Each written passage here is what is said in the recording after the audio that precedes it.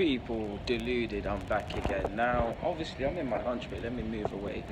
Again, at the risk of looking like an idiot and looking a bit funny and looking a bit weird talking into a camera randomly, I can't expand on what I can actually see in front of me. To the right, someone's having a cigarette. People are doing paraphernalia in front of me, trying to escape the harsh realities of life. Like, it's pretty gruesome seeing them looking at, but this is where I have to make my vids. Now, I'm sure you will know whether Zaha comes to Arsenal or not is a completely different story, but we're very aggressive on the Zaha front, or at least based on the papers, we're aggressive on the Zaha front. So you could expect, even if he doesn't come to the club, a very big push. The latest rumour I've seen is that I've seen Saka's name floated in regards to going on loan. I've also seen Reiss Nelson's name floated.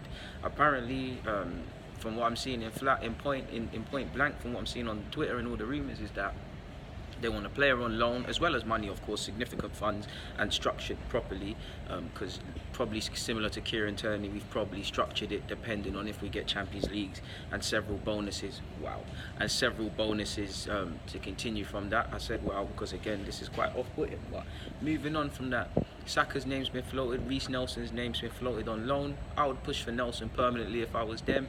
Probably realistically him or Saka on loan, or maybe the both. And maybe in regards to a permanent player, you obviously see Chambers' name floated. He said he wants to stay at Arsenal kind of no matter what. El Nene's name's been floated. West Ham allegedly want him. Crystal Palace do not. Apparently they've renewed their interest in Jenkinson. Jenkinson's apparently rated at £5 million. So, I mean, if he gets that, I mean, it's not going to make a mad significance, but you'd probably think a bid of 50 in the region of 50 going up to 60. Plus Jenkinson and maybe a youngster on loan could push the balance, on top of maybe a sell-on fee. If Zaha is going for a commendable fee when he does leave Arsenal, which I couldn't imagine so, because he's in his peak now, and other performance-related bonuses of such. Now, first and foremost, it would make total sense for Reiss Nelson to go out on loan. He'd be playing in the Premier League. You'd think at Palace you're kind of playing week in and out. I want him to have a good season here and to be involved. And he's still learning and he's still developing. I do think he'll play substantially here, but there might be more game time for him at Palace, and he can just focus on that versus the backdrop of what you know Arsenal is. So, and he's also gets to stay in London, so he's close. We can closely monitor him. Obviously, the good thing and the bad thing is that he's in the Premier League, is that he's going to be heavily monitored. I think it's a bad thing that he was on loan at Hoffenheim, in the sense that nothing to do with him or the loan. It's that people were watching 30-second clips of him scoring and not the whole game, where at times he was underwhelming or still developing. So maybe it was a good thing that at Hoffenheim he was out of the spotlight, because he had a good season, one for development. If he's at Arsenal, you lot know he's going to get scrutinised heavily, and all these young players have to deal with it. I mean, certain people that were bigging up Reiss Nelson, pleading for him to come back from Hoffenheim next season and get a chance, have already written him off because he didn't have the best of displays against Fiorentina. I mean, he's a young player. 16 times for Arsenal, 20 plus for Hoffenheim. He's barely made 40 career appearances in professional environment, games that actually mean something. People expect a bit too much of these young players. Of course, I'm not talking about constructive criticism. Everyone's allowed that, and that's warranted. It's the other stuff that comes. It's the other stuff that comes with that, people, really and truly. So, and a bad thing is probably, you obviously know if he doesn't have the best of games, or if he has a good game, he's going to continuously be on Match of the Day. Like, yeah, as you can see, he's going to be on Match of the Day, and people are going to be criticising him and whatnot, and it's not necessarily the best of environments and places to be around, people, really and truly. Let me move away, because I don't want the same thing that happened in the last vid to occur, so I'm going to bust out. But like I was saying, people, right? Yeah, you are right. You cool. But like I was saying, people, I don't really, for me, these young players, I feel it for them, because they have to be able to adjust mentally, but it's not healthy. Fans are fickle. Fans are always going to change their opinions. Fans big up players and then want to kill them the next day. You lot know me. I've made a lot of videos about that. My latest vid, sadly, apologies for it cutting out a bit and the issues with the audio, but these players are still developing. So there is a lot of pluses for Nelson potentially going on loan. From a selfish point of view, admittedly, I haven't got my thinking cap on people. It's a lot of sentiment. I want Nelson to stay and be given chances. I mean, if Zaha does come together with Nelson, and I'd like to see Amaechi and Saka get some opportunities, we could have better options on the flanks, and I'm sure there's other people you could list. But based on what I saw last season, I definitely think Nelson and another winger and some other people can take advantage of some of the opportunities. And injuries and fatigue are a thing, so we need a decent squad. I do think our squad is kind of big, especially when you look at some of the young players. Realistically, how many games is everyone going to play or get, realistically, people? So maybe there is a couple of loans to be done. If I was, maybe it'll make sense for Emil Smith-Rowe to go there as well.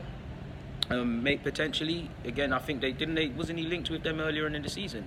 Ironically, Nelson's linked with Hertha Berlin, but I think that's largely irrelevant. But I'm sure that Emil Smith-Rowe is linked with a move to Palace, and maybe that's one. Again, it all depends on if he can get and stay fit, because he's obviously, Leipzig weren't the best of the loan spells because he just simply wasn't fit. He's had an injury now, which is nice to see he's back in full training with the squad, but it's kind of stopped him. These stop-start injuries. Maybe potentially Emil on loan there can go and get games. Obviously, he can play on the flanks. He could play in the 10 role. He's obviously a South London boy. He's from Croydon as well. They'll take to him. Maybe he could go there for a year. Immediately, I want to keep him as well. I want to keep all three of them. Even Saka's being floated. For me, I think Saka's one of them, at least for another season. Keep him in the club, man. He's only 17, turning 18. He's developing very well. He's still eligible to play under 18s for another year or so, such is his development. He's almost left 23s. Need to keep him. He's one of them. Keep him close. Give him some appearances. I'd have no issues with him starting against Newcastle in the first game of the season.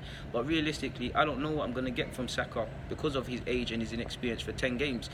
I think he'll have some terrific games. He'll be underwhelming. But I think that's not just a criticism of him. It's not even a criticism. That's a fact with all these young players. You don't know what you're going to get. Everyone crying for Saka and Eddie and Nelson and all these guys have to be prepared that they're just going to simply be underwhelming sometimes. But I think Saka's definitely proven, whenever he's been involved in the first team, proven in pre-season that he's ready for this, man. He can take chances, man. That youthful inexperience and that you know, that wanting to impress. I think we need a bit of that, man. They're playing for the shirts, man. You hear Saka working and talking about how he's working hard, and he does have a great attitude. These lot need to be given opportunities because they're hungry. If they're going to lack in ability or lack in sort of being polished in several places, at least the application's going to be there. So I wouldn't let Saka go. If I was Crystal Palace, pretending I'm Crystal Palace, I would be trying to get money. Potentially Jenkinson or Chambers, just on the basis of their names being floated. Maybe a Nelson on loan. But one player I'd be pushing permanently would actually be Amaechi, people. Obviously, he's got, based on reports, I don't know anything, but I know he's got an option of another year, but he's technically got a year left on his deal. His contract might be running out. He might not choose to extend it here. He obviously didn't go on tour. He might feel, with that being said, with the lack of opportunities based on this, even though he did go to Dubai, he might want to depart and go and play football in somewhere. And you'd imagine Crystal Palace, the pathway's there. Amaechi, someone I believe next season should be getting chances like Saka as well, but for whatever reason he hasn't. So if I was Palace, I would look at that. I'd say Munich wanted him. He's a bloody good young footballer. Contract situations, yo, listen, if you want Zaha, give us money, give us Amaechi, and then still push, because realistically, every ball's in Palace's court. We have to hope that Zaha really digs his foot in and really digs his heels in regards to departing Crystal Palace. I know allegedly he's handed in a transfer request, but reality is he signed a new deal last season. We know that's irrelevant, but he signed a new deal, so it strengthens their position. Palace don't want to sell him because they're going to struggle to get a player of similar quality or better. Obviously, we can list targets, alternatives, but it's unlikely Palace will get them. He's obviously a Palace boy. He's Palace's Neymar, essentially, come through the club. The fans identify with him. I'm pretty sure he's a top shirt seller. He's a key player there, a superstar of sorts. So every ball's in their court. Like, if Arsenal want him, they're going to have to pay over the odds. So if I'm Palace, I'm asking for 55 to 60 million. Come on, they must know privately they're not getting 80 for Zaha privately if this is going to happen. So I'm asking for that. Personally, obviously, this is my personal opinion now, but I'm pushing the Amaechi bandwagon and saying, listen, his contracts, negotiations, this and that. Give us Amaechi, possibly Nelson on loan as well. Throw Jenkinson in for 5 million and still butt the money. Obviously, it will be costly. In an ideal world, if they could take a Nelson or Emil on loan, as much as I would want them to stay, one of them on loan, Jenkinson permanently, and take 55 or so million. Yes, it's overpriced and whatnot, and you might want to look at other targets, but that should be enough, people. That should be enough, and in fact,